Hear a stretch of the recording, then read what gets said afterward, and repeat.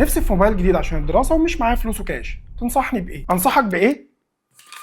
اكيد عرض ال 200 جنيه. سامسونج بتحتفل بعيد ميلاد مصنعها وجايبه لك هديه، رجعت عرض تقسيط ال 200 جنيه مره ثانيه، بس المره دي يا صديقي في عظمه بتحصل. هتقدر تقسط كل اجهزه الاس والاي وزود عليهم التابلتس والويرابلز، وزي ما احنا متعودين ده عرض تريبل زيرو، يعني زيرو مقدم، زيرو فوائد، زيرو مصاريف اداريه. هشرح لك. هتقسم سعر الجهاز على 24 شهر واللي هيطلع لك هو ده القسط اللي هتدفعه. يعني لو موبايل ب 4800 جنيه هتقسم سعره على 24 شهر هيطلع لك 200 جنيه في الشهر، واللي هيطلع لك هو ده بس اللي هتدفعه من غير ولا زياده جنيه على سعر الكاش. وده بيكون من خلال اكبر شركات التقسيط في مصر زي فاليو وسهوله وحالا وكل البنوك، والعرض ده لفتره محدوده يا دوب تلحق واحجز لواحد معاك. ومن غير ما تتوه، العروض شغاله في اكتر من 1000 ستور على مستوى الجمهوريه، فروع سامسونج الاوفلاين والاونلاين، وعندك بي تك و2 بي ودبي فون ودريم 2000. منشن لصاحبك قبل ما يبيع كليته او ابعت له الفيديو. بس كالعاده خليني اسالك سؤال، ونفسك في ايه؟